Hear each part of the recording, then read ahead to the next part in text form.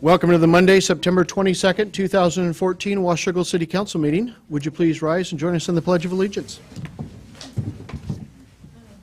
I pledge allegiance to the flag of the United States of America and to the republic for which it stands, one nation, under God, indivisible, with liberty and justice for all. Thank you. Just prior to this council meeting, we did have a workshop meeting of the council. Major topics that we undertook at that workshop. Some financing options for a wastewater treatment plant upgrade. Some information on a wireless meter reading program and an agreement with the State Department of Commerce on that. And also some preliminary looks at changes to our police, finance, and IT department budgets for 2015. With that, Rose, would you call the roll, please? Councilmember Boger. Councilmember Wagner. Councilmember Greenlee. Here. Councilmember Lindsay. Here. Councilmember McDaniel. Here. Councilmember Shoemaker. Here. Councilmember Freeman. Here. Councilmember Boger just sent me a note to let us know that he'll be just a couple minutes late. Mr. Mayor, I ask unanimous consent that we excuse Councilman Boger. Hearing no objection, so ordered. Under amendments to the agenda, we will be substituting an item under new business, item number E. Since we've gone over the finance, police department, and IT budget highlights, we won't do that again, but we will have the preliminary revenue and expense estimate report from Finance Director Forsberg in place of that item. Are there any other amendments to the agenda? Okay, hearing none, we're at that opportunity in the agenda, the first opportunity for any members of the public that would like to address council.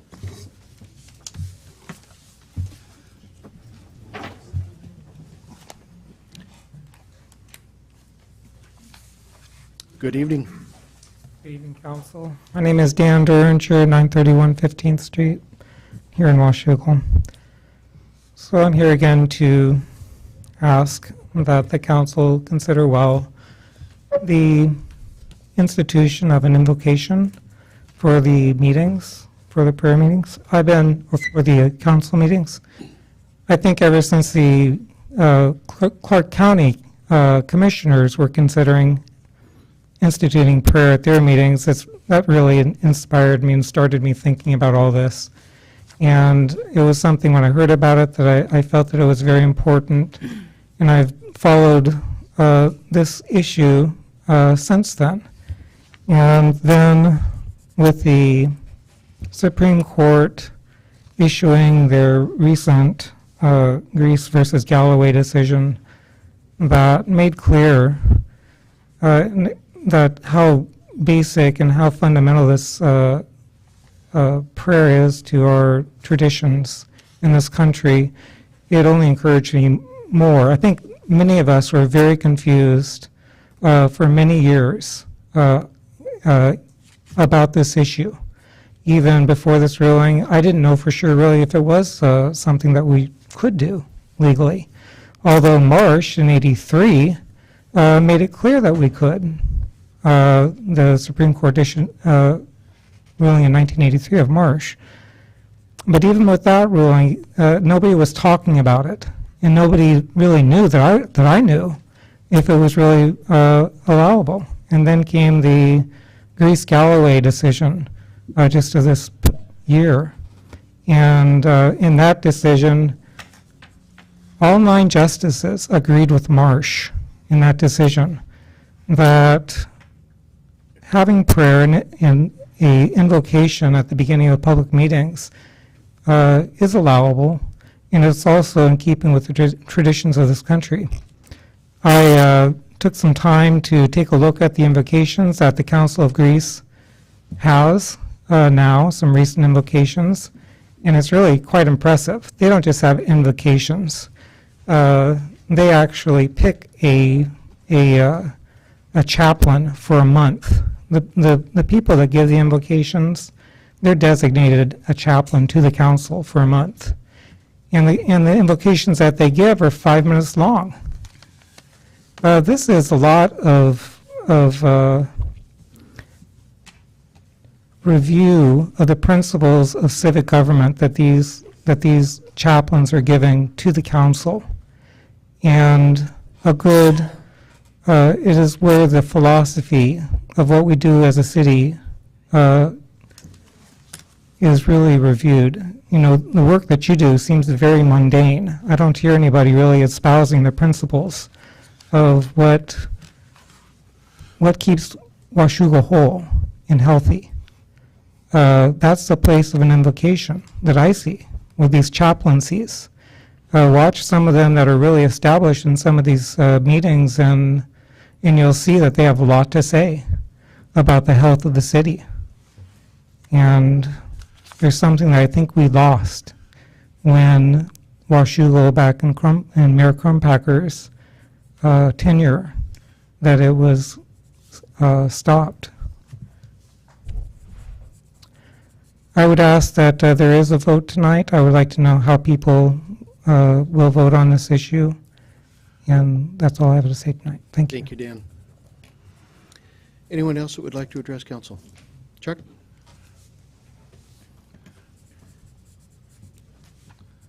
Thank you, Sean. Good evening. City Council. Chuck Miller, 25810 Northeast 12th Street, Camas, Washington. Glad to see God, in our Pledge of Allegiance, God is in our Pledge of Allegiance, is that correct? This has been a country, founded on Christian and Judeo values, and prayer has been said, in this country before the beginning of this country, It's allowed, Did it hurt that I came in here a month or so ago and said a prayer? Did that hurt anybody here? Was anybody offended that I said a prayer for all the citizens of Washougal, and especially those fighting cancer, and the city council? Gee, I don't think so. I don't think anybody was damaged or hurt. I think that our country is in need of prayer, and I think that the citizens of Washougal and the council here, it is good to have prayer for the citizens here and for the council in all their decisions and the welfare of the citizens here in Washougal.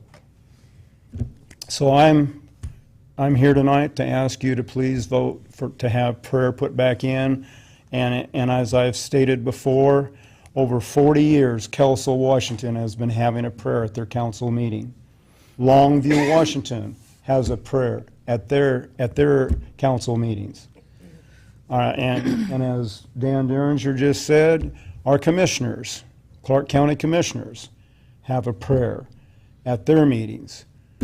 Let's put God back in our society. Let's put God back in to help our citizens and to help our council here. I thank you. Thank you, Chuck. Anyone else that would like to address council?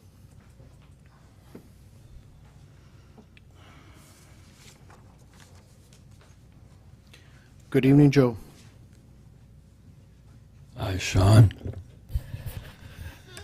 I've been living in this town now for over 10 years. I happen to be very disappointed in a lot of things, but I kind of like the way the government's being run. We had a constitution, we still do, it's right here.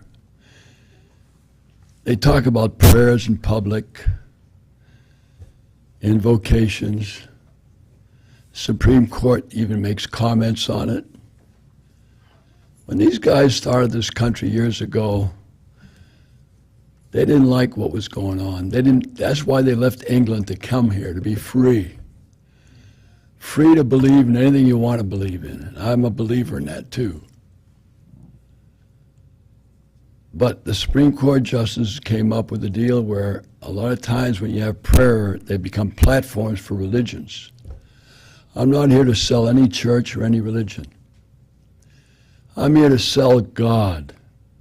If any of you can prove, or anybody can prove, including the scientists can prove that God doesn't exist, all they have to do is prove it.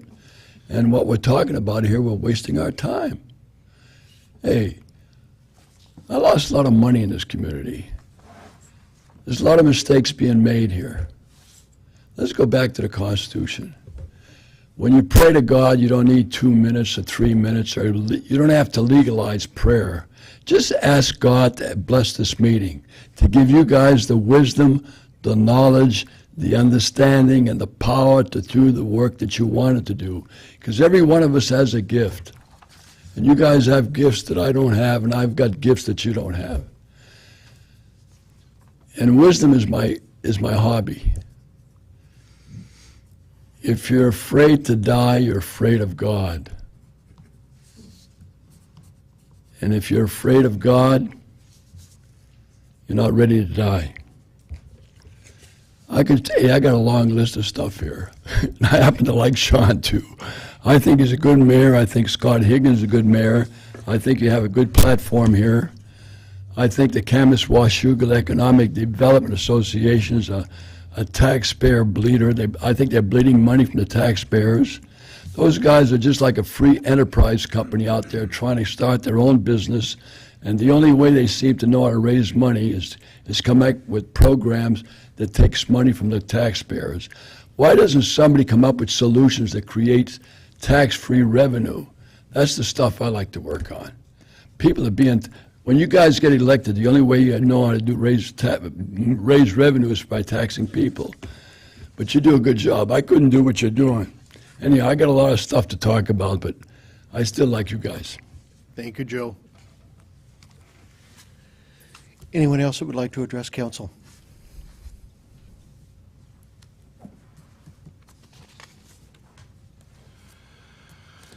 Good evening.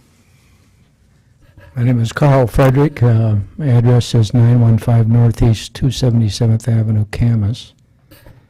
Thank you for the opportunity to come here and just give a short speech and tell you my feelings. I am so concerned about my country, my nation. It's being torn apart. And I don't know what to do about it other than to reach out to God and ask for prayer to save this nation, the greatest nation on the face of the earth. And as I was going through my Bible the other night, I ran across a comment made here in just a short little that I'd like to read. President Obama is right in stating that these are not ordinary times, and we will not overcome our challenges by ordinary measures. Even as President Ronald Reagan called the nation to the principles of God by declaring 1983 as the National Year of the Bible, America now needs leadership with the audacity to call America back to God.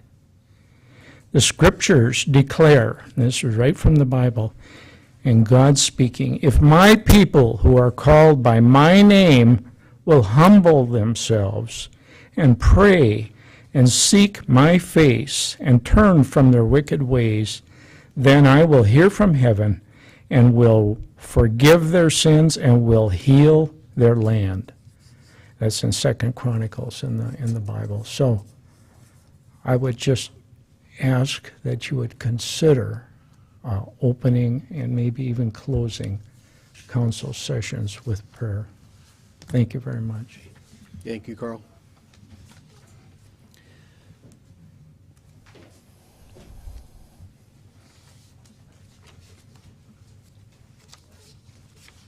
Good evening. Good evening, Your Honor, old present. My name's Ray Drake. I'm a chaplain for the Camas-Washougal Gideons, and I'm a firm believer in prayer. And after I tell you what I've been through, you'll understand why. In 1985, I contracted Legionnaires, and I'm sure most of you understand and heard what Legionnaires is. Most people that contract Legionnaires die. And I was quite healthy. I worked for the mill, and I got it from a contaminated air conditioning system. And Legionnaires is a hybrid virus that's resistant to medications. And I was, like I said, I was quite healthy at that time. and my natural health and body processes tried to resist it for up to 6 weeks. Finally, it had to give in to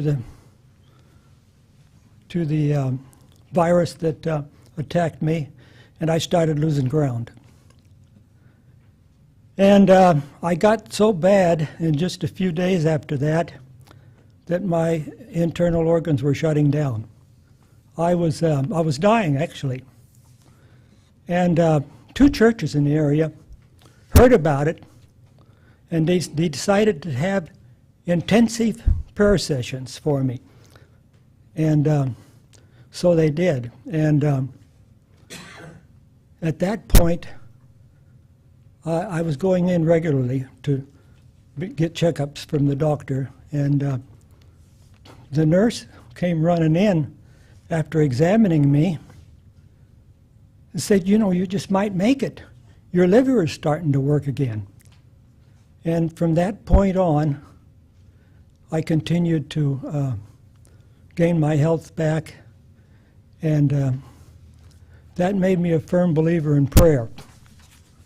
I'd like to give a little more evidence why I believe in prayer. The Gideons pass out scripture in 196 countries. 2 scripture goes out every time your heart beats somewhere in the world. And we go into extremely other countries, welcome the Bible. A lot of schools say, "Oh, we're so glad you come because we need textbooks." They actually use the Bible for textbooks in some of these third world countries. And the thing I want to bring up is we go into extremely hostile territories. We go into countries that hate Christians, Muslim countries. And everybody that serves in other countries are bathed in prayer. And so God protects us. And over 100 years, we've been distributing in a lot of different countries, and not one time that I can think of ever reading that we were attacked by any Muslims or anybody else that was militant. And so God does answer prayer. If we don't give God his dues and respect him and keep in contact, prayer is the way we keep in contact with him. And if we don't do that, we're going to pay the price. I believe that with all my heart. So I'd like to say that I thank you for this opportunity to witness, and thank you again. Thank you, Ray. Anyone else who would like to address the council? Okay, not your last opportunity. Oh, Marilyn?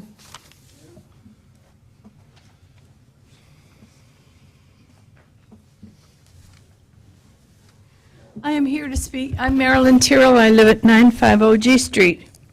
I'm here to speak in favor of the separation of church and state. When I was a little girl, my mother made bombs in a factory, and there was nobody to take me to church, so I took myself. I went in the morning to hear Reverend McPherson pound out his sayings. He beat up, 2 little lines of scripture for an hour or something, and then in the afternoon I went to Sunday school. I was presented this Bible in 1943 for perfect attendance at Sunday school, so that's my credential. I'm no heathen. I read to you from Matthew 6. 6:6.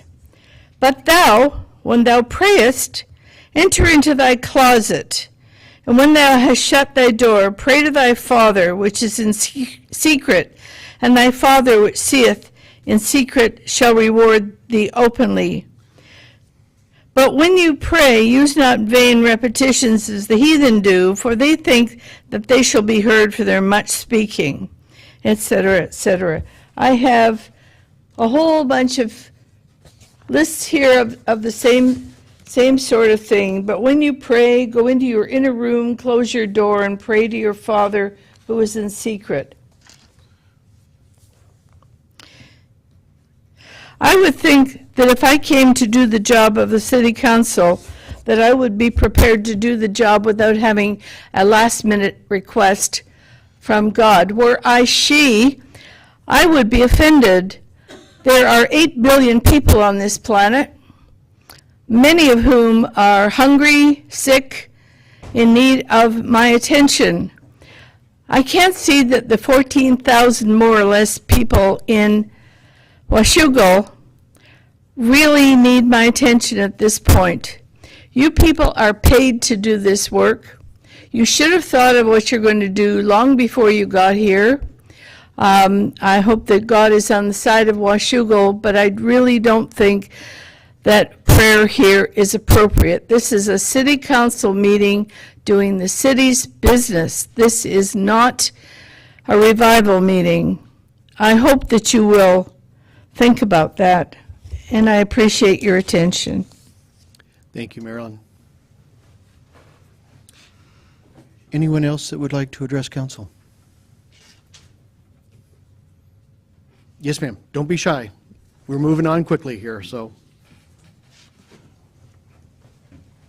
Good evening. Good evening. I'm Vicki Caldwell-Craft. Thank you for allowing me the chance to address City Council. I would just like to state that, in consideration of all people's rights and desires, I understand that there are some that may not wish for prayer to be present here, but there are certainly others that do. And really, it's a matter of freedom of speech and freedom of religion, in my opinion. That's what this comes down to. And I think so many times we're concerned with not offending people that we make decisions that actually go ahead and, might make statements to others. And so I would just ask that as you're making this decision, which may in some ways seem to be a small decision, I do believe it actually is a greater decision than maybe some think. So I would ask that you would continue to allow prayer. It's a matter of freedom of religion and a matter of freedom of speech. Thank you.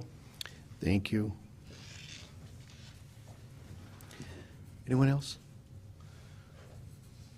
Okay, I do have a couple other folks that I want to call on. Mike Wolf, you've got something for us other than prayer. Thank you for being here this evening. Absolutely. Tell your story. Okay, I'm here about pickleball. Surprise, surprise. And I would like to say that since we got the pickleball courts built in Washougal, they're busy pretty much every single day of the week. Weekdays for sure, and usually weekends as well. And they're busy in the mornings until about noon.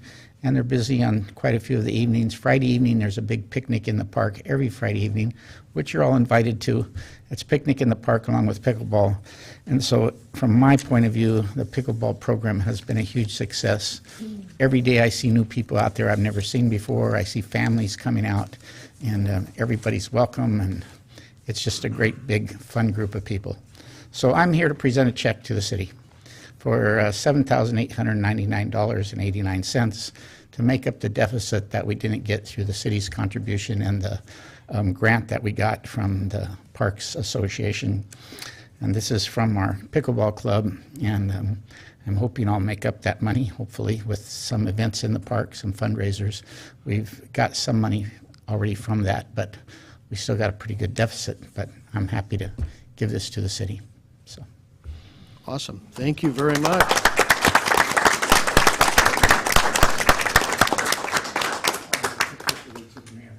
Not a worry. Mike, thank you for all of your efforts. Mike had mentioned earlier that he was prepared to bring a check into the office in the next few days, and I suggested kind of at the last minute, why don't we do it at council meeting? I think it is probably more often than what we want to remember when we have people and organizations within the community that come forth, ask us to do something, promise to be by our side, be our partner, do all those types of things. And a lot of times we're willing to go down that road because it feels good and it's the right thing to do. This is one of the few examples that I can remember when somebody's been back in front of us with actual money to say, we are helping out. So, Mike, thank you very much. Thank you. And you didn't really have to sell her a car, did you? Okay. I've also got a couple other folks in the audience that I want to make sure and introduce. For those of you that don't know, Aaron Hansen, our principal at Washougal High School. Aaron, thank you for being here this evening. And Aaron has with him Paige Jordan, who's a senior at the high school. Pardon? Moore. Paige Moore, I'm sorry. Paige is the student who has been selected to hopefully join the council here in the next couple of weeks and be a student representative of the council to give us that perspective. And we'll have it, she actually is very lucky because she has the shortest duration of any of us sitting up here. We get to go through upwards of 4 years at a time. She has until June, so it's a date certain and it's an easy thing to commit to. So, Aaron, anything that yourself or Paige want to say or mention, or? Just we appreciate this opportunity. Paige is a senior at Washougal High School, and she's an incredible star for us. So what a leader she is, and I'm excited to see her up there with you guys. Can we ask her a question? Sure. Paige, coming up to the Paige? microphone. Do you have aspirations to go into political life, or is this just a project to get out of high school? Up until this year, I had been really not too interested in government and politics, but last spring I was selected by my history teacher and with Mr. Hansen to go to Evergreen Girls State, which is a program for girls who have just completed their junior year to learn about government and politics. And I was really nervous about going to it, and I was unsure how I'd feel about it, but after going, I am definitely considered going into politics as part of my future. Very good. Well, this will give you a bird's eye view. Are there any other questions that you guys have for me? Anything you want to tell us? I'm just super excited to be a part of this, and I have been since it was brought up to me last spring, and I can't wait. Thank you. Good. Thank you. Thank you, Paige.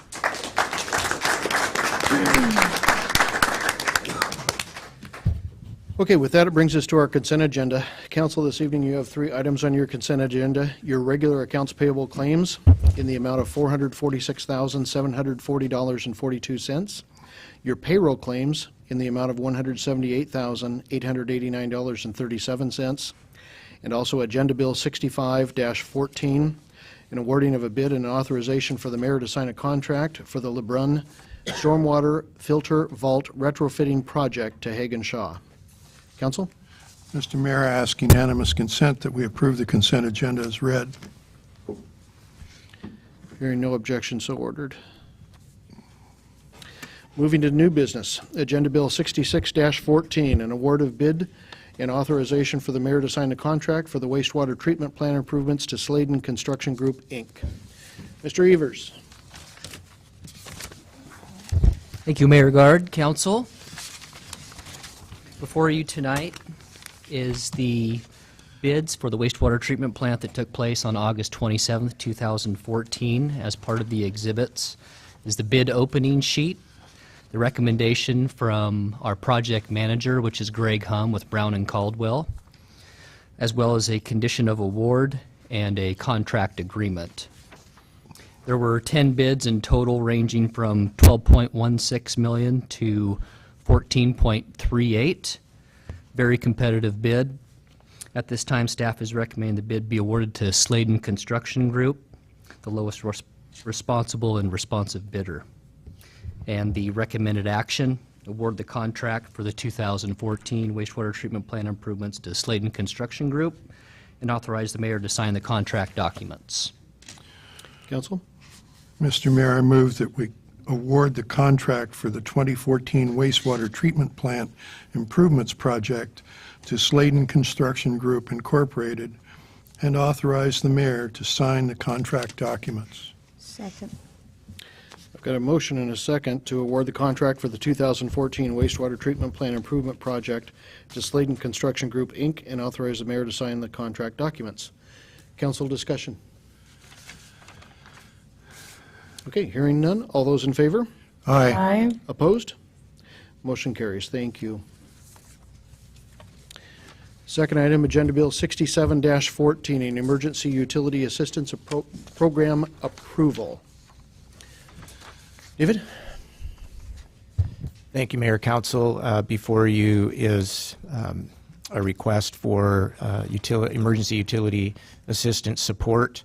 The amount is $195.40. As you know, our procedure is, per your rules, for the Finance Committee to review this, and they have done so. And so the recommended action is to authorize the transfer of funds from the Utility Assistance Program Fund to the customer utility account as approved by the Finance Committee.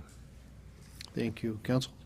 Mr. Mayor, I move that we authorize the transfer of funds from the Utility Assistance Account Fund to the Customer Utility Account as was approved by the Finance Committee in the amount of $195.40. Second. I've got a motion and a second to authorize the transfer of funds from the Utility Assistance Program Fund to the customer's utility account as approved by the Finance Committee. Council discussion. David? A question. This program was sold to the council partly on the basis that it would become self-sustaining based on donations. How are we doing on that?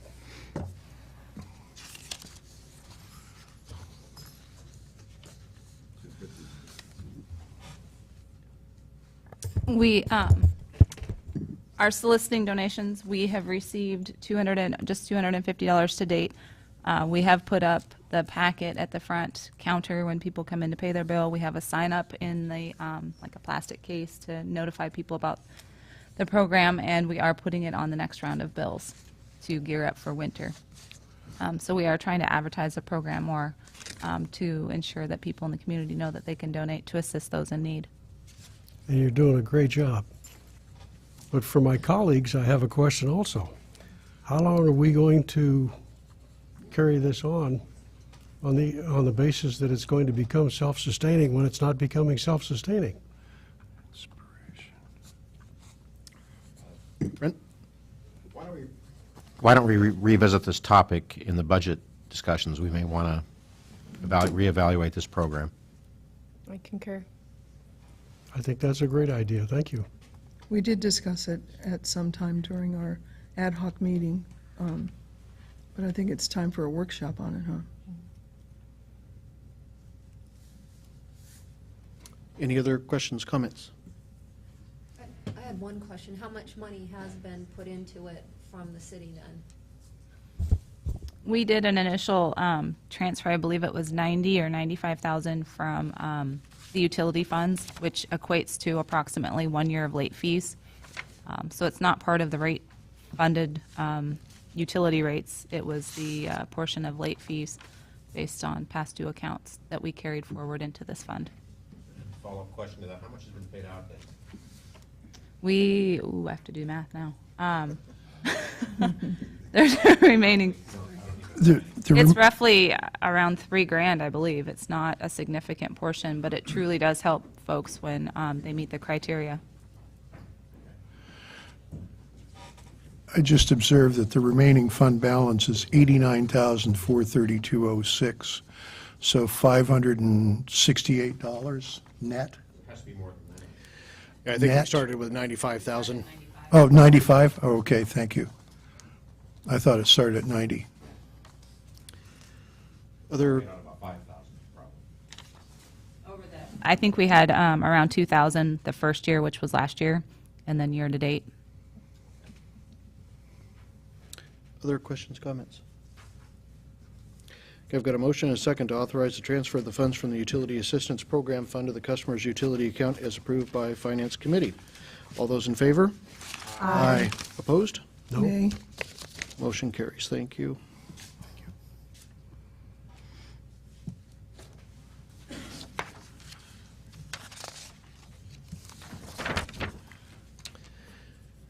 That brings us to Agenda Bill 68-14, a resolution providing for invocations at council meetings.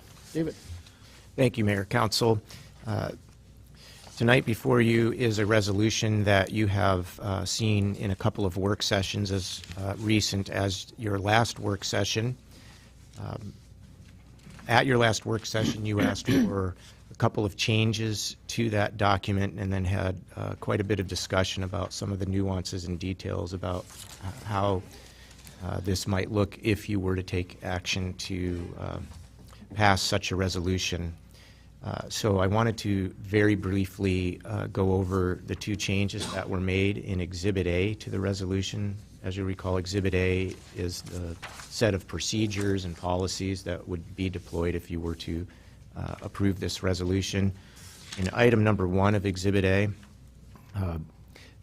in the draft in front of you at your last meeting, it talked about a 30-second limitation, and you asked that that be changed to 60 as part of your deliberation, so we've done that. And then in item 12 of Exhibit A, you may recall some conversation about standing or not standing and how that would work, and the discussion centered around not having an expectation, even informally, about a requirement to stand, and that to ensure that that could be taken care of, that the procedures ensure that we would inform those who might be providing an invocation that they shouldn't request that as part of their engagement of the council and the community during an invocation. And so the language in item 12 has been adjusted to make that clear as part of the procedure. Otherwise, the resolution is exactly the same, and Exhibit A is exactly the same as it was at your last consideration on September 8th. And if it's okay, Mr. Mayor, I would just briefly comment on the next agenda bill, because it really is a companion and I think needs to be considered at the same time. We also discussed at the last workshop that depending upon where an invocation would be slotted into your agenda or not into your agenda, we might need changes to the rules. Without any clear direction from the council last week on that, just as a placeholder for your deliberations and discussion and potential decision, there is a resolution in this agenda bill 6914 that makes very simple changes to two sections of your rules, section 2.2, which is prescribing the order of business for your special meetings, and section 4.1, which prescribes the order of business for your regular meetings. And again, as a placeholder for your deliberations, it inserts an invocation immediately upon the call to order.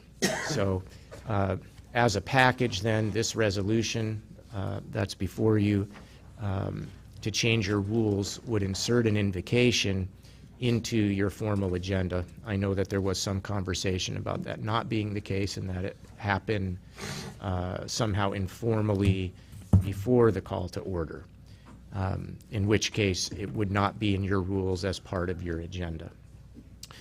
So back to Agenda Bill 6814, the resolution is before you. The recommended action is for you to consider and deliberate, and if it is the desire of the council to pass that resolution, and then if you do, I think there's then deliberation under the next agenda bill about exactly where you might insert that into your agenda, if it will be in your agenda, or if it will be more informal prior to it. I don't know if there's anything we need to add. I think Mr. English, our attorney, has presented all of the legal background that's necessary and explained where he's been coming from in terms of proposing this set of rules and policies around this to provide for an invocation while at the same time ensuring the city's protected with respect to the parameters that have been discussed in the Supreme Court cases, including the most recent case. Thank you, David. Council?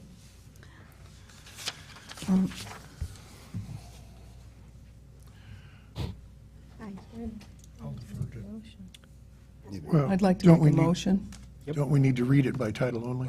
I'm waiting for motions. I'd like to make a motion that we read this resolution by title only. Second. We've got a motion and a second to read the resolution by title only. Any council discussion? All those, I have a comment. I am opposed to this because I'm opposed to government requiring people to pray or to have to be present while it's happening. I don't think that's the role of government nor our city council. I also find it interesting that most of the speakers that spoke for this do not live in the city of Washougal. I think that this is something that is beyond the scope of our city council. A point of inquiry, we're not passing this yet, we're Just reading the resolution by title. Okay, so I've got a motion and a second to read the resolution by title only. Any other council discussion on that? All those in favor? Aye. Aye. Opposed? Motion carries. A resolution allowing an invocation at the opening of public meetings of the Washougal City Council.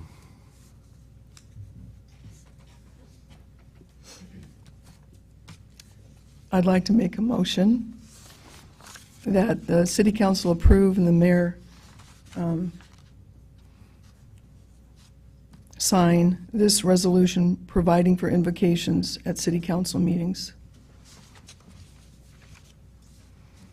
Second? Shall we interpret that as a motion to pass and post the resolution? Please. Okay. I've got a motion and a second to pass and post the resolution in the usual manner. Council discussion. Mr. Mayor, oh, go ahead. Paul, you had something to say, you go right ahead. I move to amend the 1, 2, 3, 4, 5, 6th whereas by striking "of faith" from the sentence so that it reads a council that is fully open to and reflective of the rich diversity present within the city. I'm sorry. Which one are you reading? 1, 2, 3, 4, 5, 6. It starts, by this resolution, Washougal City Council intends to open public meetings of the Washougal City Council with an invocation for the benefit of the council that is fully open to and reflective of the rich diversity present within the city. And what was the word that was in there before, Paul? I delete 2 words, "of faith." It says rich diversity of faith. I think it should be rich diversity present within the city.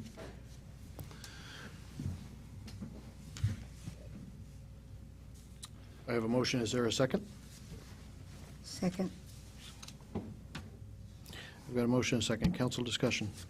David? The term diversity without faith refers to things other than faith. It refers to economic differences, it refers to race, it refers to culture, and it's generally considered to mean these things, to bring these things to mind. So without faith, I don't understand the resolution. It's bringing in another subject.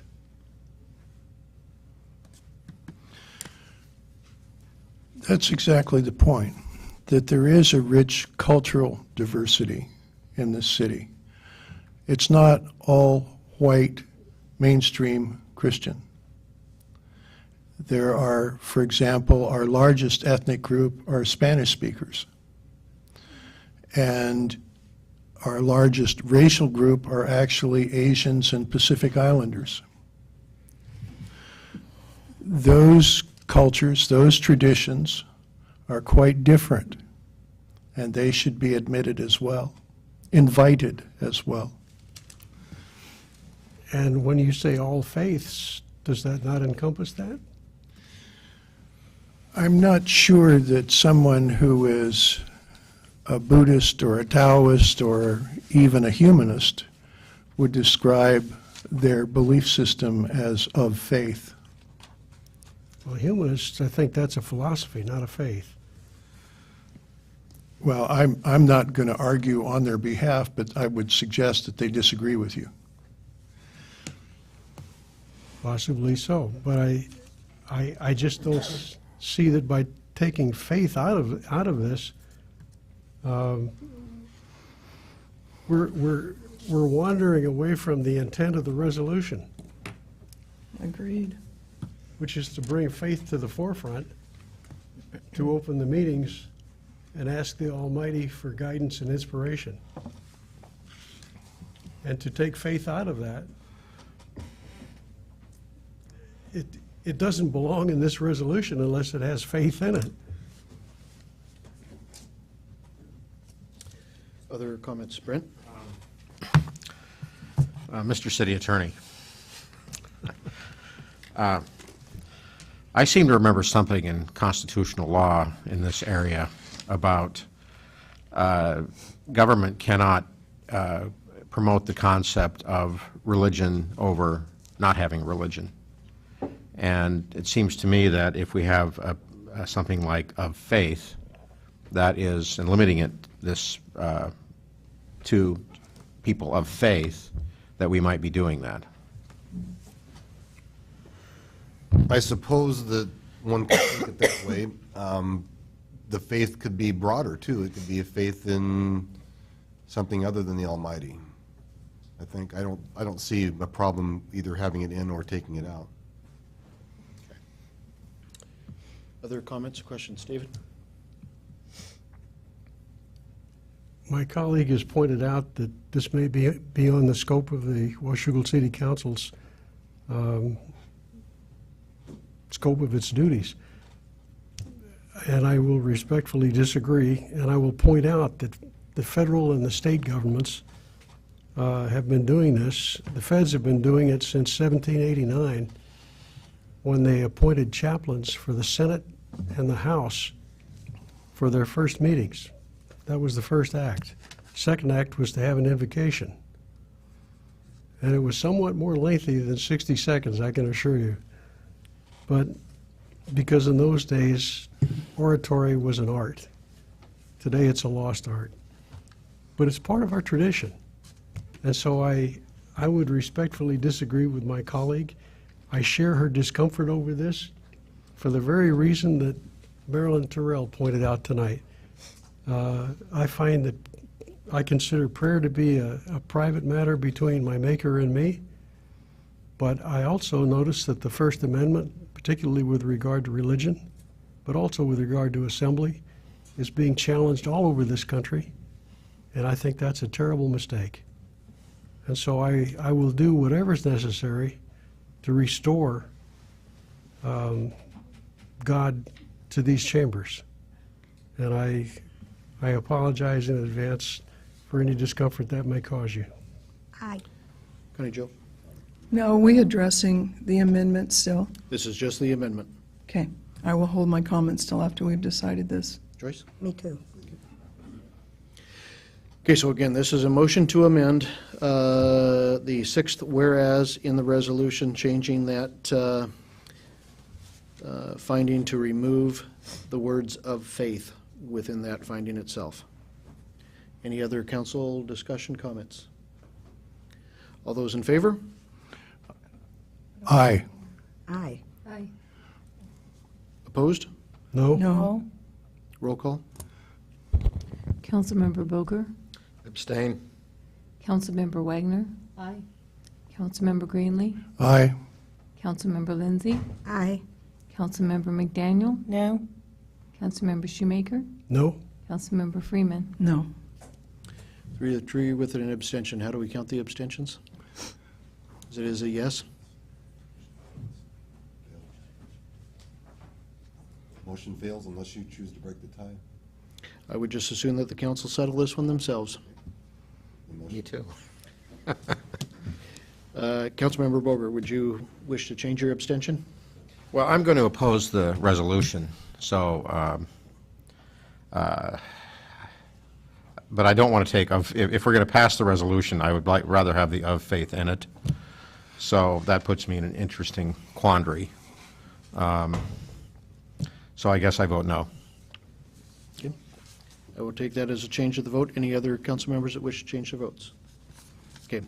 Motion does not pass. The finding the sixth whereas stays intact as it is written and presented. So at this point, we still have a motion on the floor to pass and post the resolution in the usual manner. Additional council comments. Jennifer? Yeah. I move to amend the third whereas, striking the sentence essentially after the word whereas that starts with the and all the way through thus. So it would read, whereas we have a long and rich tradition of, also striking the word asking through the word issues. So after my amendment, it would read, whereas we have a long and rich tradition of, adding the words, allowing an invocation at Washougal City Council meetings. Once more, please. I'm amending the third whereas to read, whereas we have a long and rich tradition of allowing an invocation at Washougal City Council meetings. I would go along with that if we would change the verb tense a little bit to have had. Past, what is that, past imperfect or whatever, because we haven't been doing it for a while, and that's the idea behind that. Have had? Mm-hmm. I agree. Second. I just wonder about the accuracy of the statement itself. I believe it was only in existence for 4 years. I believe it was only under Mayor Johnson. Well, I'd still rather have had, even if that's the case. Yeah, the long and rich. I don't know that you would take a 4-year sample out of 108 years and call that. Is this true? I don't believe Mayor We can Bright remove long and would have been rich. anywhere near anything to have to do with Said it clergy was or a anything else. tradition. It was instituted by Mayor Johnson, I remember that. The entire whereas should come out then, in my opinion, Well, if we're not talking about a rich tradition. before you do that, a long tradition is a matter of perspective. And so I think it's up to each of us to draw our own conclusions about what our long tradition has been. And so I call for the question. On the main motion? No. On the amendment. Okay. Hang on just a second. As stated. Have had or have? Have had. Okay. Have had. What verb tense is that? Does the Past city attorney know that? Past perfect. Okay. Maybe the principal could help us out. Afraid you're going to ask. He's going to Wikipedia. Grammar it. Okay. I agree. At the moment, I have a motion to amend. I don't have a second. Second. Okay, I've got a motion and a second to amend the third whereas to read, correct me if I've got this wrong, whereas we have a long and rich tradition allowing an invocation at Washougal City Council meetings. Is that accurate? Have had. Did you say have had? Have had. Okay. We just failed our grammar test. Are we in agreement on that's what the motion is at the moment?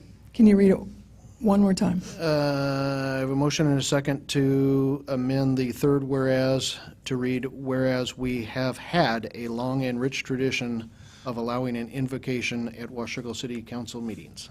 That's not accurate. I agree. I'll be voting against my own amendment. Thank you. Well, it is an improvement that we can get rid of it in the next Withdraw motion. Can I withdraw it? can withdraw But it. then I have to make another amendment to take out the entire thing. That's okay. All right, I withdraw my motion to Okay. amend. And then did you want to make a second motion? I do. I would Okay. like to make a motion to strike the third whereas in the resolution. Do I have a second? Second. Thank you. Okay, I've got a motion and a second to strike the entire third whereas. Emergency. That's not a sign. Mute. Couldn't resist. Okay, I've got the motion and a second. Council discussion. Sir, County Joe? we do face problems that require solutions beyond ourselves. Yeah, this one. And it is a rich tradition to ask a higher authority for guidance in solving these challenges that we face. So I would ask that it remain. I don't see anything wrong with, I mean, the whole purpose of an invocation is to ask for help from a higher authority. I mean, if we need to wordsmith that a little bit, what exactly is it that you don't care for in that? Is it the asking the higher authority? Is it that we face solutions beyond ourselves? I'm not sure. Can you help me understand? Sure, absolutely. I have an issue with the sentence that says the problems we face in our city require solutions beyond ourselves. That would indicate that we aren't capable of coming up with our own solutions as council members, and that we require consulting a higher authority, regardless of this council or future councils or individual council members' beliefs. And then I have a problem with, well, I have a problem with the whole thing. It seems that we don't really have a long and rich tradition. When we say we're passing a resolution, we're making statements about the council and the city. That's what that "we" is. And if it isn't true, it probably shouldn't be included.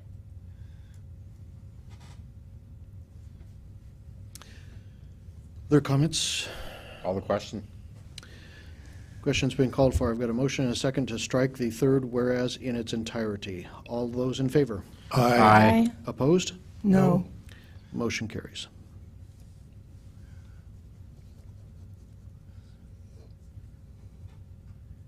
And we still have the original motion to pass, now to pass and post the resolution as amended in the usual manner. So, Mayor. Brent? Go ahead. Well, you recognize, well, I'm willing to defer to Connie Jo. okay. What would you like? Okay. I'm going by Robert's rules, and I'm going by those who have spoken least so far. I don't know if that's true with me, but That's a first. I had three flights today, so I'm a little tired. I've struggled with this proposal for both secular and religious reasons. As a Christian, I find it difficult to pray when the prayer is not to the God described in the creeds of the historic Christian church. When a prayer is not led by a Christian, I can't pray. I stare off into space and don't want to appear to be praying, yet try to be respectful. This is not to be critical of other religions. This is my faith, my journey, my spiritual path. My faith is not that of all of the residents of Washougal I am supposed to represent. I make no judgment of others' faiths. That is for God. I'm not a Roman Catholic, but my understanding is that the Catechism of the Catholic Church says that prayer is worship. I agree. This rule change will lead to a situation where I would appear to be joining in a prayer led by a non-Christian. I would appear to be worshiping a non-Christian God. That is something I can't do. In this sense, this rule change imposes on my religious beliefs and practices. I understand that I could leave the room or look at my city-issued iPad while this non-Christian prayer is being said. But that would be disrespectful. I would have to leave the room for only Christian prayer. I'd have to leave the room for Christian prayer as well. This would make it look like I disapproved of worshiping the Christian God, even one led by an Anglican priest, the Christian tradition I adhere to. So why would I even consider supporting this proposal? There are two reasons. First, opposing it would make it look like I disapproved of religion. I do not. I'm a believer and take my Christian faith specifically very seriously. Second, when the idea of prayer was first floated last year, my coolness to it resulted in an email from a constituent that said I was preventing others from praying at council meetings. That troubled me. I have zero interest in imposing my religion on anyone. Likewise, I have zero interest in preventing others who wish to pray from praying. There's a tension inherent in holding public office between voting for your own personal views and voting as a representative of your constituents' preferences. I come down as a representative and not generally interested in using my office to advance my personal views on non-core municipal functions. And my constituents are divided on prayer at council meetings. If my individual constituents and council colleagues want to pray, I'm not going to do anything to prevent them from doing that. These competing considerations troubled me so much that I didn't get much sleep last night, and my rambling speech probably shows it. I woke up a little after midnight and prayed about it. I prayed about this at other times throughout today, outside of this chamber, and sometimes silently in this chamber. That prayer resulted in the conviction that voting against this prevents no one from praying. Prayer does not need to be part of the agenda. It does not have to be such a symbolic gesture. So I'm going to vote no on this proposal. At various times during my reflection on this and prayers, I was yes or planned to abstain. But after thinking about it for several weeks, I came to the conclusion that this has to be no for me. If the proposal to formally add prayer to the agenda fails, however, I will move to add to our rules and meeting agenda a statement that a prayer, spiritual reflection, or moment of silence are appropriate and welcome during public comment from the podium. Elected officials may lead in prayer as well from the podium, but the city government staff should not coordinate prayers except as individuals on their own time, in my opinion. Thank you. Paul? I also have been deeply conflicted by this. I'm an active member of my church. I don't need to go into detail. My understanding, especially of the Gospels, is that prayer is a private request from God. In fact, if you read the New Testament, really the only people who are praying loudly in public are the Pharisees. Earlier, when this came up, there was a quote given from James about whenever you are uncertain, you should pray. My observation is that it says you should, not that you should enlist another priest or another spokesman, but that your relationship is private and needs to be private. That certainly is very clear in Matthew, and also in the first few chapters of Mark.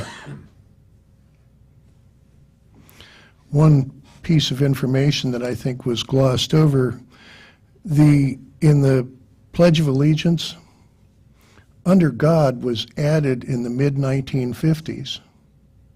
It replaced under law, which is how I learned it in first and second, third grade in Billings, Montana.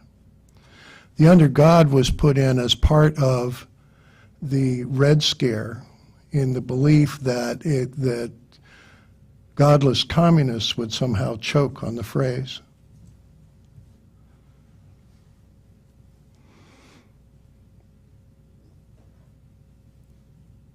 I also, like you, am very uncomfortable with the idea of participating even silently in someone else's prayer. And I don't really believe that we should make someone else participate, even by listening. If people want to pray for themselves, then that's entirely appropriate, that they pray to whoever or whatever or however they want to. But I feel very strongly that it is not appropriate for someone to come in here and lead a prayer in this hall of government. Thank you. Other council members. David? There's been a great effort to use the First Amendment as a tool to rid government and public places of prayer and religion. And it's been very successful. There are court decisions which have banned the use of manger scenes, menorahs, and a variety of other things from public places. Prayer has been removed from public places and proceedings. There are many places where they don't say the Pledge of Allegiance anymore in schools. And when I was in the 6th grade in Florida, they used to follow the Pledge of Allegiance with the Lord's Prayer. And for the first time in my life, I saw 2 students, people that would refuse to do that, and I was stunned. I'd never run across that before. But it's grown. And it's gotten to the point where it's challenging the first of our amendments on the basis of removing religion from the public square. But the First Amendment guarantees freedom of religion, not freedom from religion. And so I would ask my colleagues, who I join in their discomfort, to bear up and tolerate this, be tolerant of it, because there are many who feel very strongly that God should not be removed from these chambers, and I happen to be one of them. I'd like to invoke his assistance and guidance,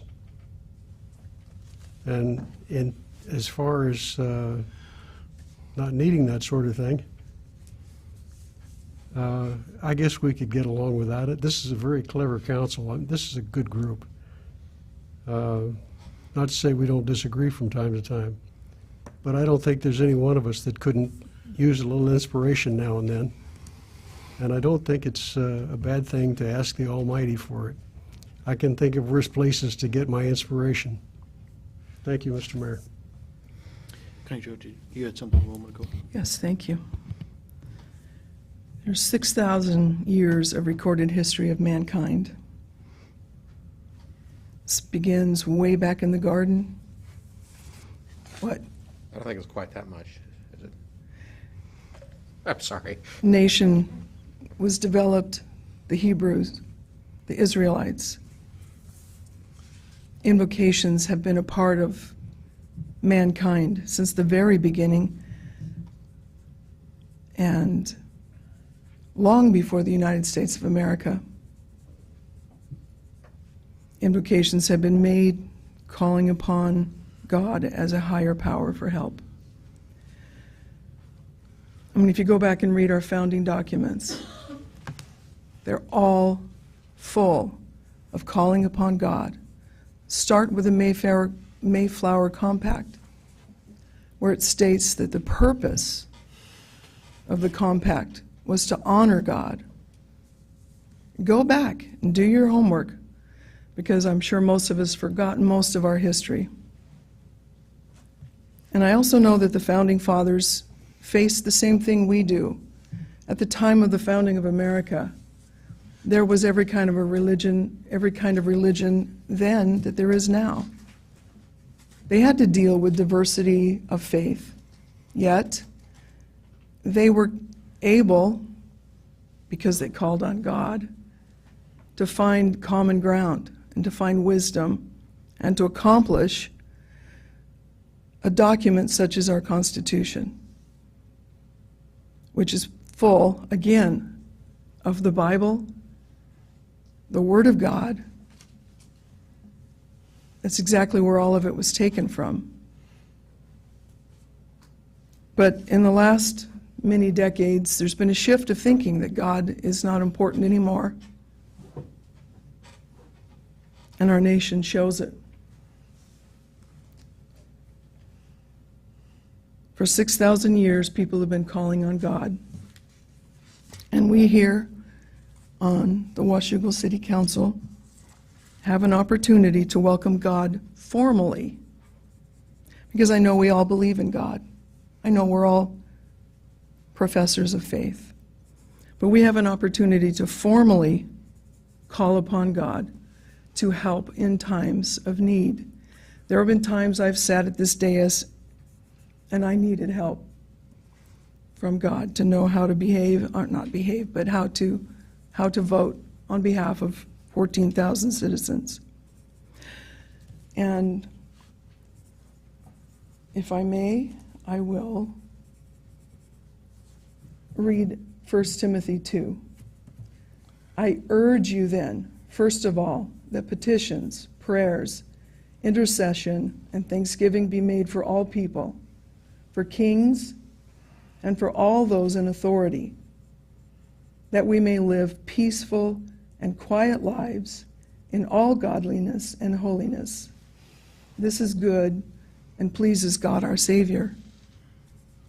Nowhere in there does that talk about diversity or causing division, because you're calling on God, you're praying, you're making petitions, you're giving thanks for the sake of those in authority. For what reason? So we can be divided? No. So we can live a peaceful and quiet life. That's what would be accomplished. It's not going to bring division. It's going to bring a peaceful and a quiet life. So I would ask my council members, my co-council members, to consider voting yes to bring God formally into this chamber on a weekly basis. Once we vote on it, we can talk about where we're going to put it. Thank you. Mr. Mayor, point of personal privilege. I'd like to apologize to Connie Joe about the 6,000 years. I just looked it up. Ancient writings in Sumeria go back 3,500 BC, a little bit past that, so it's about 6,000 years, so you are correct. I stand corrected. Appreciate it, Brent.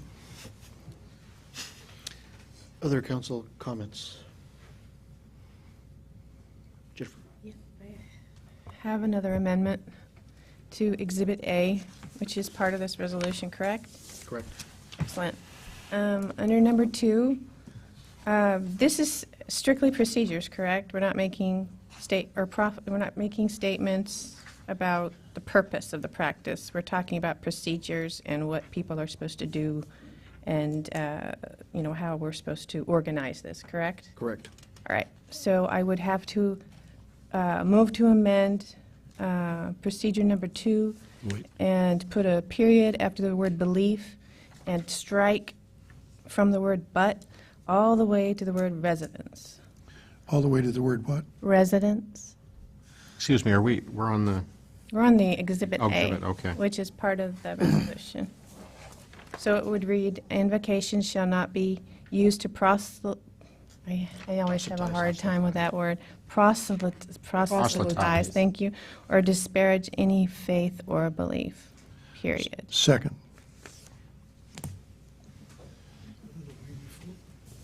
Here. And I have another, just a typo on number 9. Let's deal with this one real quick. Okay, it's just a typo. I have a motion and a second for amendment to Exhibit A, item number 2. Basically ending that sentence at the end of belief in the first line and striking the words, but shall be given with the understanding that the purpose of this practice is to seek wisdom, guidance, inspiration, and decorum as the City Council makes critical decisions affecting the lives of Washougal residents. Council discussion. Connie Jo? That seems very similar to the last one we just discussed. The purpose of an invocation is to ask for wisdom, guidance, and inspiration, and decorum, so that we can make critical decisions affecting the lives of our residents that we represent. So I respectfully disagree that it's necessary to remove that. That is exactly what an invocation is. I totally agree that it should not be used for proselytizing or to disparage any faith or belief, but I think it should be left as it stands. David? I'll echo that, and for very similar reasons. I think it's a good idea to have in there why we're doing this, and that second paragraph explains that. Thank you, Mr. Mayor. Thank you. Any other council discussion? Yep. Jennifer? I'll just explain myself real quick. This document is basically just our procedures and how we plan on organizing the invocation. The fact that it's going to be on the agenda, 60 seconds, so on and so forth. I was simply just taking out the personal opinion part, my opinion, which is someone's personal opinion, this particular part of the sentence. The purpose of the practice is I can see that. someone's opinion. It doesn't have anything to do with the procedures. I see what you're saying. I see what you're saying. Your attempted remedy. Any other council discussion? Okay, I've got a motion and a second to amend Exhibit A, item number 2, to strike the words, "but shall be given inspiration," but shall be given with the understanding that the purpose of this practice is to seek wisdom, guidance, inspiration, and decorum as the City Council makes critical decisions affecting the lives of Washougal residents. All those in favor? Aye. Aye. Opposed? No. No. Can we have a roll call, please? Councilmember Boger, Aye. Councilmember Wagner, Aye. Councilmember Greenlee, Aye. Councilmember Lindsay, Aye. Councilmember McDaniel, Aye. Councilmember Shoemaker, No. Councilmember Freeman. No. Motion carries. Thank you. And you had another item under, Oh, it's, we had a Scribner's error. yes, it's just a typo. It's on number 9. It says certain instead of certain religion, I believe. Do you see Oh, it? yep. Okay. I don't know if that doesn't really need a motion, does it? Nope. Thank you. And we are back to your original, actually, your second motion to pass and post the resolution as amended with Exhibit A as amended in the usual manner. Paul? I would like to propose an amendment to add to the amended version of 2. Presently, it reads, "Invocations shall not be used to proselytize or disparage any faith or belief." I would add to that, invocations may include may include quotes or inspirational phrases from within or without any religious doctrine or literature. Paul, have you got that written down somewhere other than on your notes? Sure, I understand it. That's most of it. A point of information? Mm-hmm. What is the point of an invocation to the deity if it's not based on the very things that you're trying to exclude?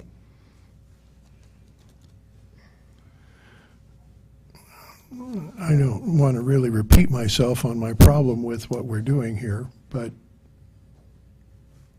Well, I understand that, and it seems that this is an effort to quash this with this objection, and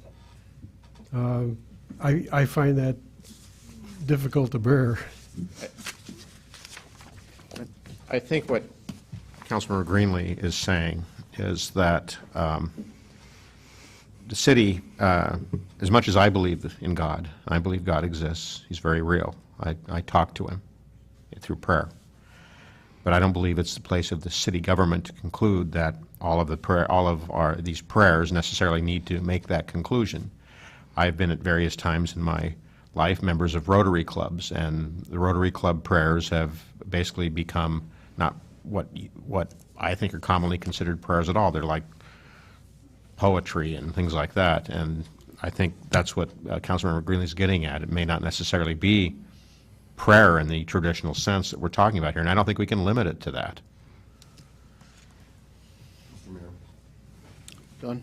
if you look at the town of Greece case, they actually, their procedures were that the town at no point excluded or denied an opportunity to would-be prayer giver. Its leaders maintained that a minister or layperson of any persuasion, including an atheist, could give the invocation. So I think it's appropriate that it could be something other than Christian prayer or Prayer of any supernatural, you know. I think that would be permissible, or should be allowed. A point of information, is not the purpose of your amendment to limit it, to limit the application to things other than religious texts, and texts? No, it specifically allows religious texts. Let me read the, I've misunderstood then, please. I have a motion to amend and a second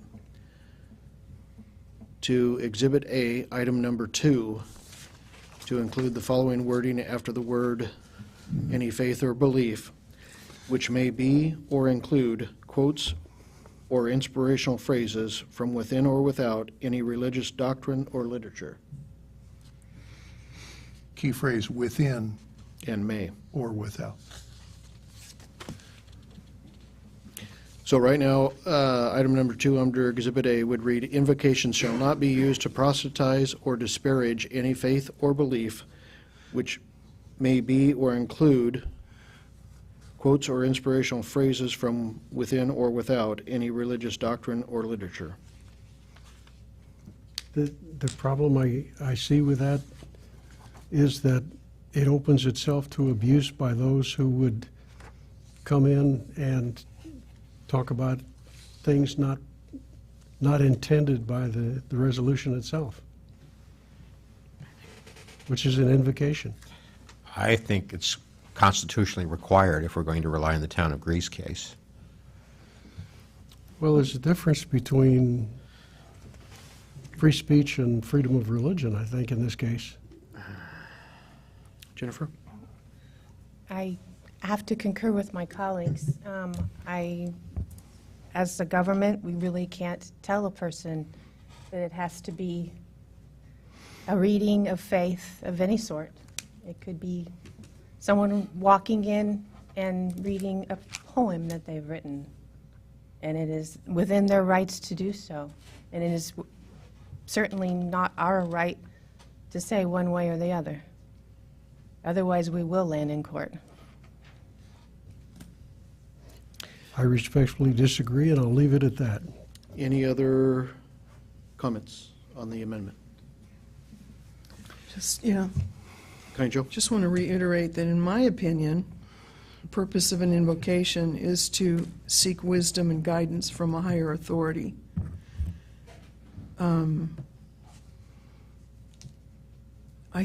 I'm assuming that a person that wants to do that outside of Scripture, I don't have a problem with that, as long as their purpose is to ask God for help. Well, I mean, Yes, isn't have that, that I mean, isn't that the definition of invocation? the city attorney just said, the quoted from the town of Greece case, that said atheists could participate in this, and they don't believe in a higher authority. So I wonder if we ought to have strike that higher authority part of the resolution as well.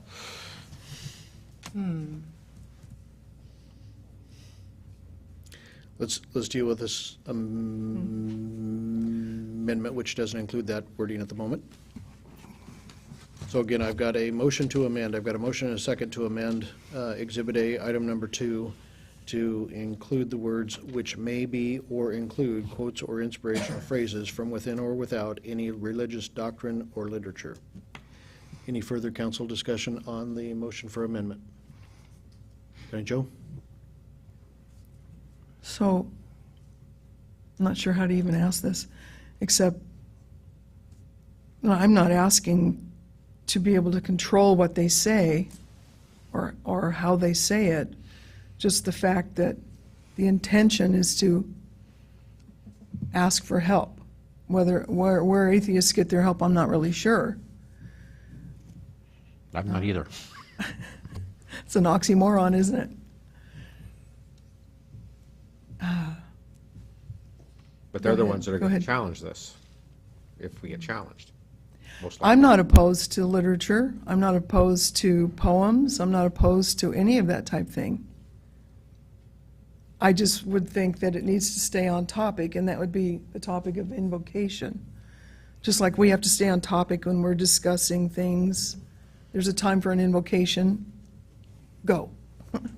However you want to, whatever media, is that the right word, you want to use. So, just my 2 cents. Dave? Call for the question? Question's been called for. I have a motion and a second to amend Exhibit A, item number 2, to include the wording which may be or include quotes or inspirational phrases from within or without any religious doctrine or literature. All those in favor? Aye. Opposed? No? Motion carries.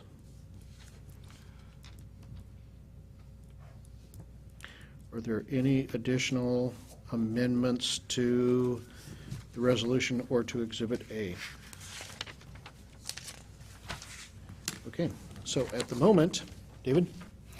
I have no amendment to offer, but I would like to offer two concerns. Are we open to discussion at this point? Mhm. Okay. My two concerns are that the podium may be commanded by people who have no respect for the deity and will communicate that to us. The second one is, and I'm having trouble reading my writing here, the placement of the invocation on the agenda.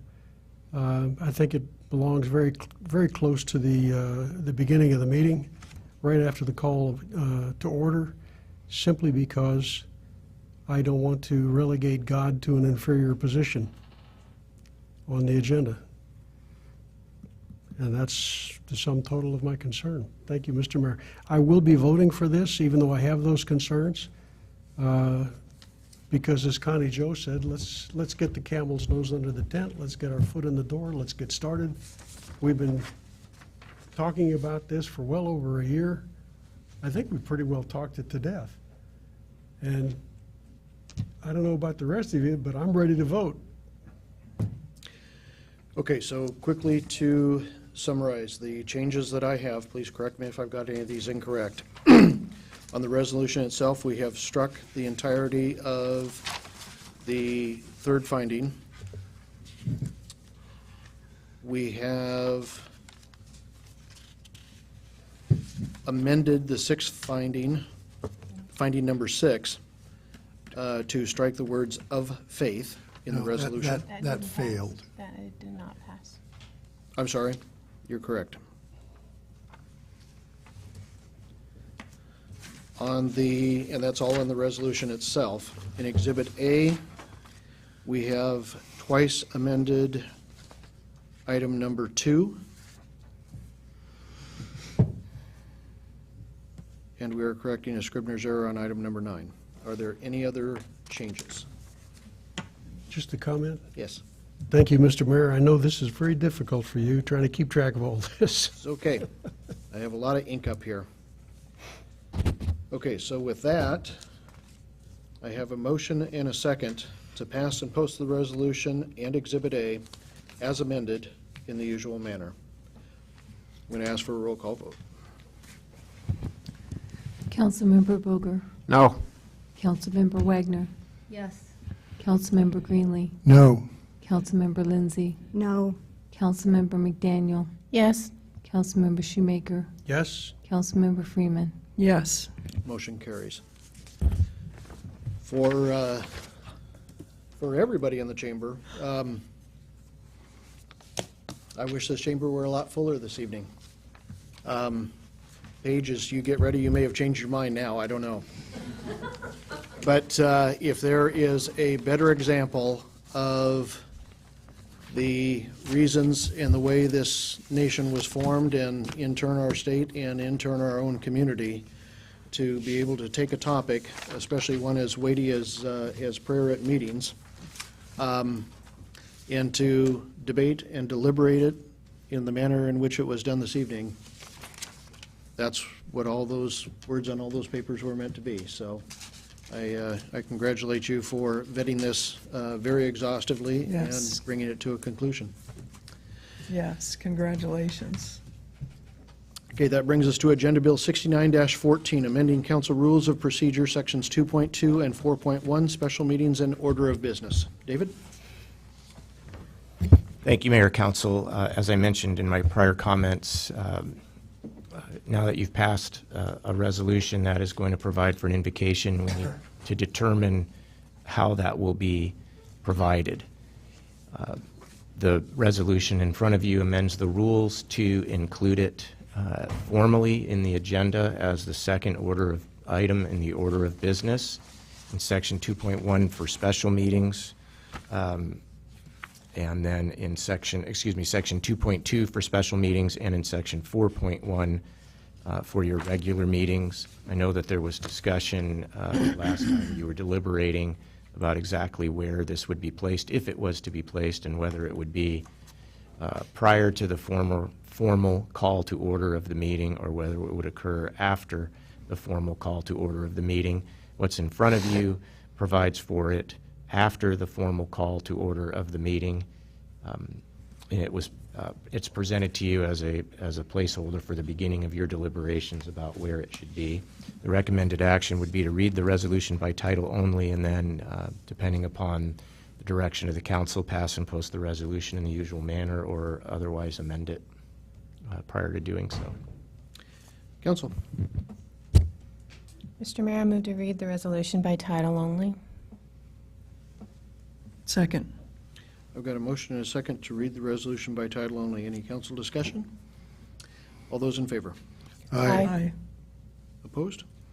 Motion A carried. resolution amending the city council rules of procedure.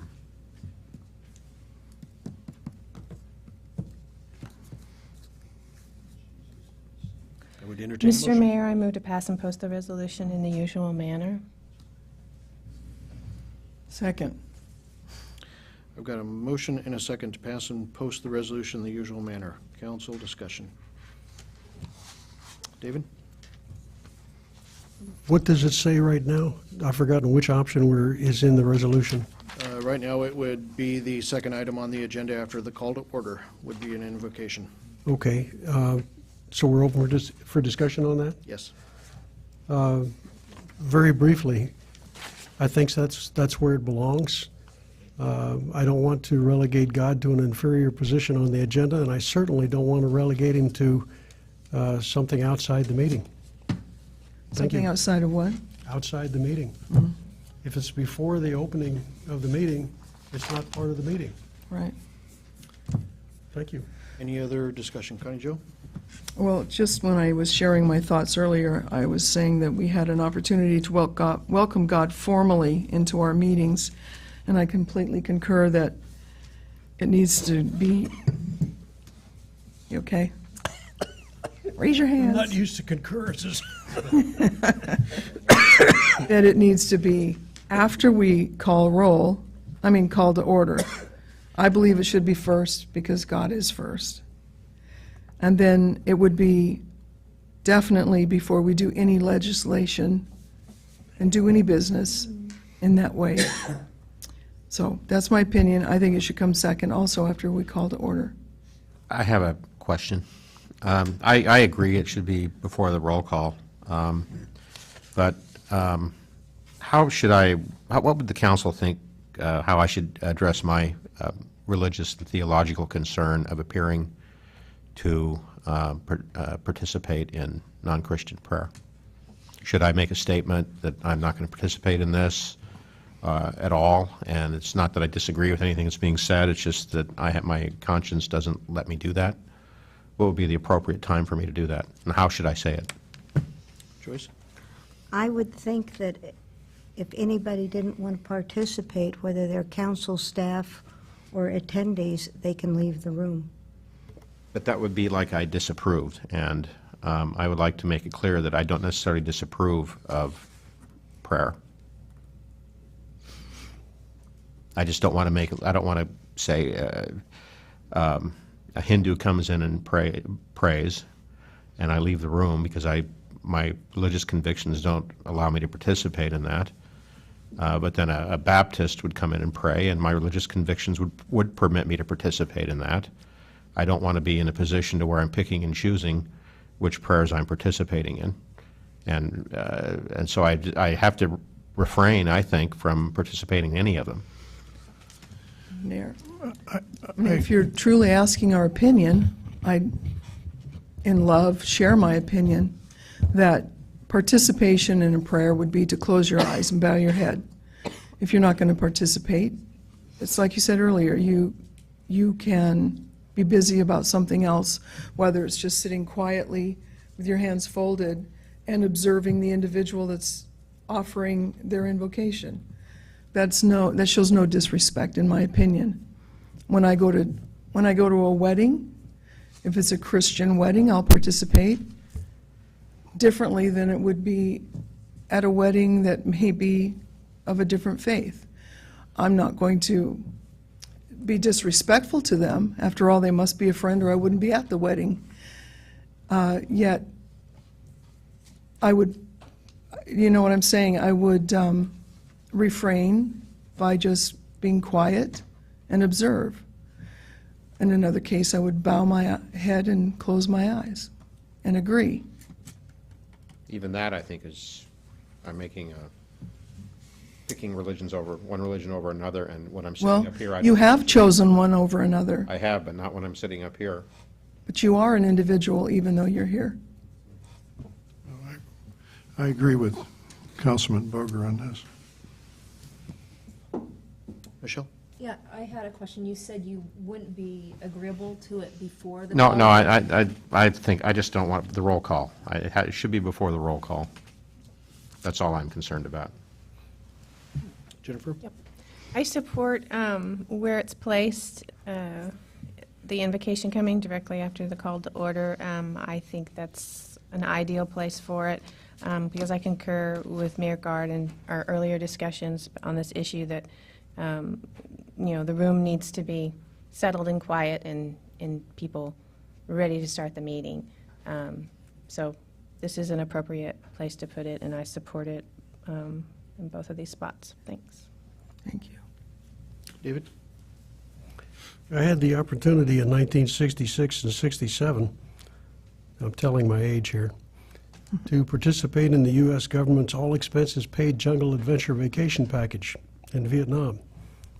And I served as an advisor to a regional forces battalion, which was 60% Chinese, roughly a third Vietnamese, and the rest of them were Cambodians, Laotians, and a variety of others. And the religious diversity in that battalion was quite striking. The people who came from the north and walked 1,000 miles to get away from the communists were Roman Catholic. Many were Buddhists. The Cao Dai, the Wa Hao were all represented. Even the Binzuan, which is generally considered to be a band of pirates, but they have religious overtones, they were represented. We had pirates in our outfit, which was appropriate because we bordered the Saigon River. But what I learned from that was a very ecumenical approach to participating in people's prayer. And before we went on our night operations, and we operated almost exclusively at night, there were prayers offered by every unit that went out, because some of them didn't come back. And they took great comfort in participating in this. And everybody participated. It didn't matter who offered the prayer that night. Everybody participated because everybody was worried about not coming back. They wanted to be in good stead with their Maker. So all of this has given me a kind of an ecumenical approach to religion and issues like this. And I find that there's an ecumenical spirit in this country. I know within my own church, the Roman Catholic Church, that spirit's been going on since the 1960s, Vatican II. It's an appreciation for other people's religions, their modes of worship, and so I don't struggle as you do. I recognize it's an issue for you, and I wish I had a good answer for your question. I don't. I can only ask your tolerance for this because I think we as a country need to restore our traditions in this regard. Thank you, Mr. Mayor. Michelle? If it is an issue for a good group of our council as to the placement of the invocation, I don't understand why we can't place it before the call to order. I mean, everybody's mentioned several times about how this is for council, but yet there's some council members that are visibly disturbed at its placement at all, and they would be a lot more comfortable having it placed at the beginning. And if it is, I mean, our whole point of doing this is to bring us together to make better decisions and gain inspiration, but yet we're alienating three of the people. I'm not opposed to placing it so that it won't be as disruptive to council members that choose not to participate, and then they don't have to get up and down or turn their head a certain way or look this way or that way. I just wanted to say, I know you said it might be difficult. What are the ramifications of doing it beforehand? Well, are you suggesting that they're out of the room? Or are you suggesting they're at the dais? A council member suggested that he wouldn't be present when it occurred, that he would have to come back. I hadn't heard that discussed. That was at the last meeting. Another council member, namely me, might be compelled to make a statement explaining why I'm acting as I am every time we do this.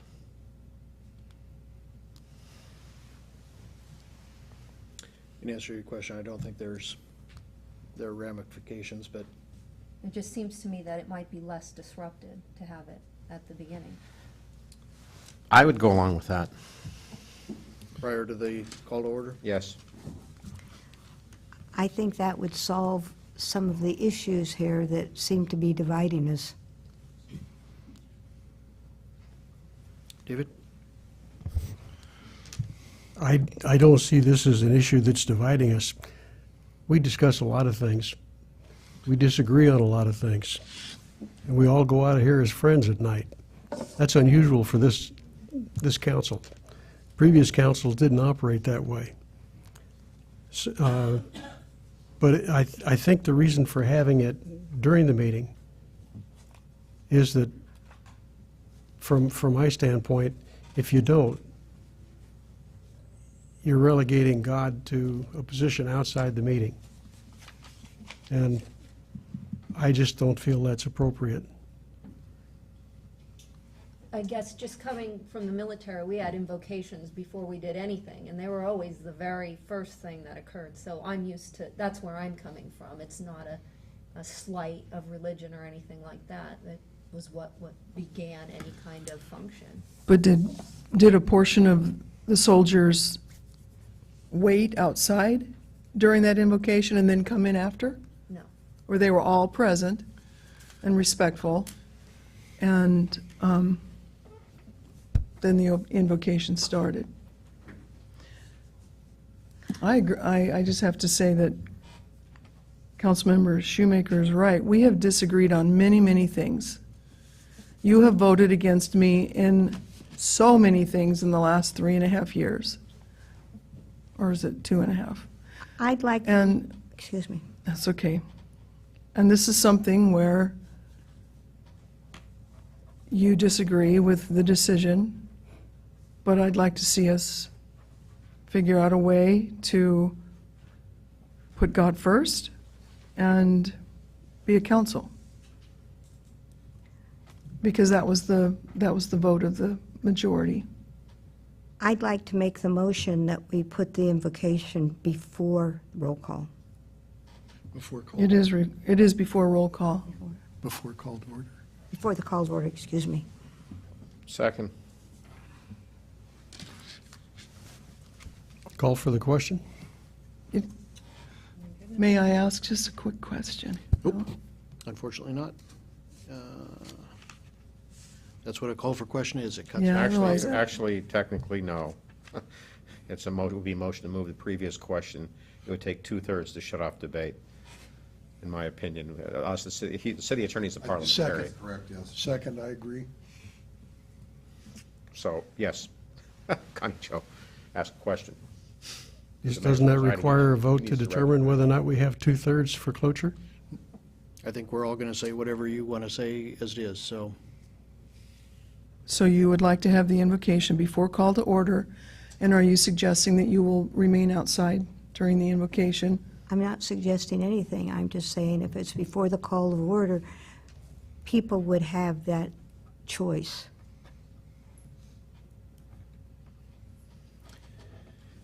Any other questions or comments on the, I'm going to call it an amendment to the motion? Okay, all those in favor? Aye. Aye. Opposed? Motion carries. Wait a minute.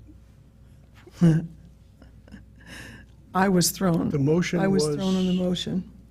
The motion on the floor is to move the invocation to prior to the call to order. I'd like to change my vote to no. Let's try this again. So I have a motion and a second to move the invocation to before the call of order, the first, I'm not even sure what to call it, the first order of business, but that'll be another question I have here when we get done. I think it's prior to the meeting. That's, okay? Everyone understand? All those in favor? Aye. Aye. Opposed? No. Motion carries.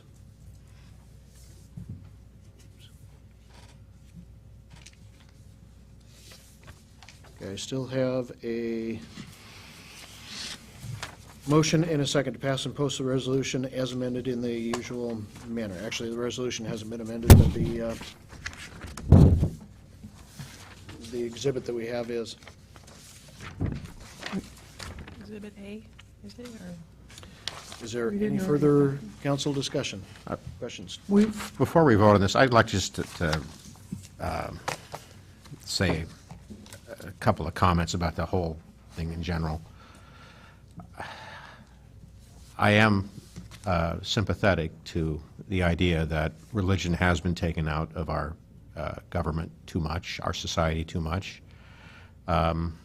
I would agree, actually, on some of the cases that Councilmember Shoemaker talked about, the menorah on public display, and you know, some other cases like crosses on public property. I think in San Diego there was a case where they had a cross in city or county of San Diego, and the ACLU took them to court to make them take the cross down off of public property.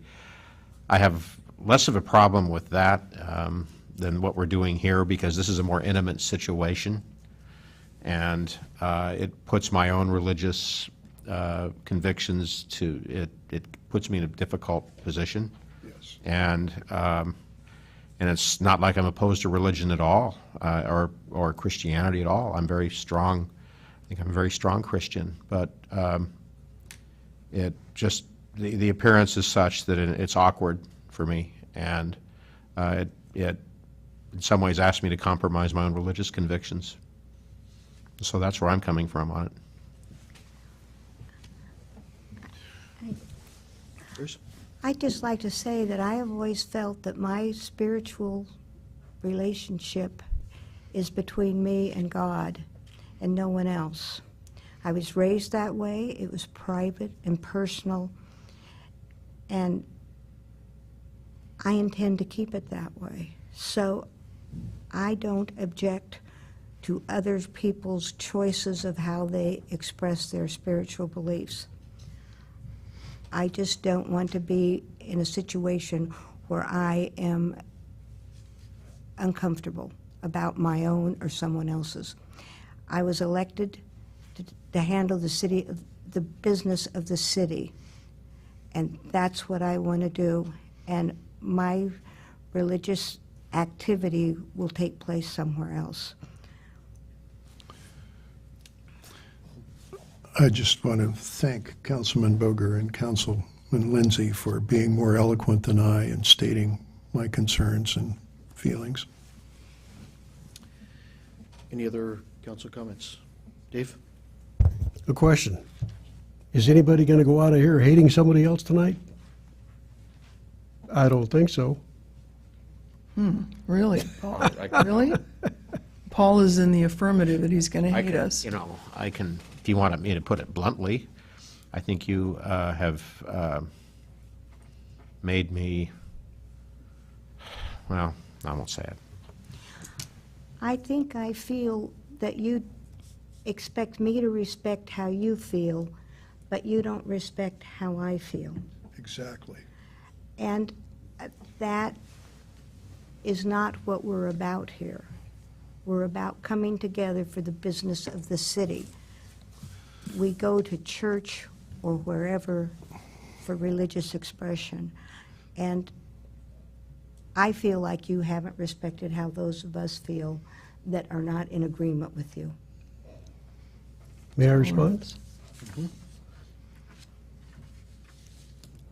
I think the purpose of the council is to make decisions on behalf of the people and for the welfare of the people. And we do that. And sometimes we disagree. And tonight, we had a 5-2 decision. Those are rare for this. Was it 4-3? Okay. Those are rare for this council. Most of our decisions are 5-2, 6-1. So it doesn't bother me in the least that we disagreed. We aired our disagreement. We came to a conclusion, and I will support the conclusion that we came to. I won't like it, but I'll support it. And I certainly won't dislike anybody that was on the other side of the issue from me. As you say, you have a right to your opinion.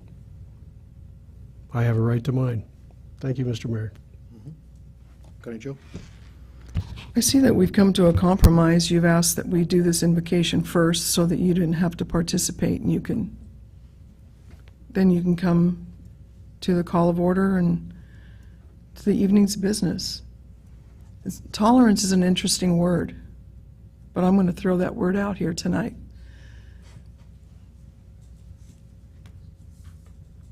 We have to tolerate one another and our differences. So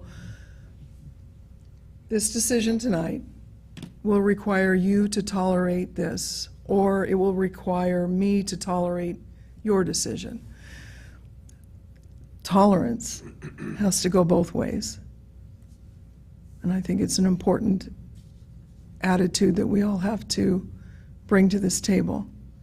Like I said earlier, there's been a lot of votes that I've been voted down on. But I go away saying, and they oftentimes will be very deeply held convictions that I have. May not be about God, but it's... Well, this is for me. This involves my faith. Mm-hmm. And mine. And mine. Right, but it's... This is not a vote. So, Dave? The fact that we disagree doesn't have to mean that we don't respect each other's opinions. I do respect your opinion. I just disagree with it. Thank you, Mr. Mayor. Joyce? Okay, I've got a motion and a second to pass and post the resolution in the usual manner with the changes made to the Thank you. order of the agenda. Any further council discussion? All those in favor? Aye. Opposed? I'm not quite sure what we're voting on here. This is actually placing the item on your agendas. Before the- Places it in code, does it? I'll go ahead and vote for it, because if you're going to have it, this is the place to have it. Doesn't place it in code. Your resolution currently says, council's rules of procedure stipulate the order of business for regular and special meetings. The rules of procedure must be amended to provide an invocation as part of the order of business. Is it, that's resolution, not ordinance? That's a resolution. That is in your Thank you. resolution, right in front of you. So I have a motion and a second to pass and post the resolution in the usual manner. All those in favor? Aye. Aye. Opposed? Motion carries. I'm going to ask quickly for the council's forbearance while we still have some public here. We have two other items, not counting mayor's report and council member comments, plus including an executive session at the end of the meeting.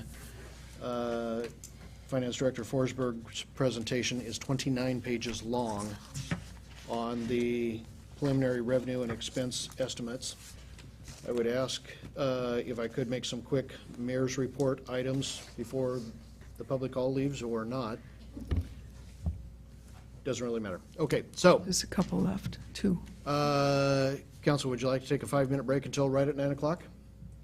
Yes, Or do you want to please. power through? That'd be great. A break would be good. Okay, we're going to take a break. Please be back here right at 9 o'clock. I'm going to bang a gavel, and we are going to start.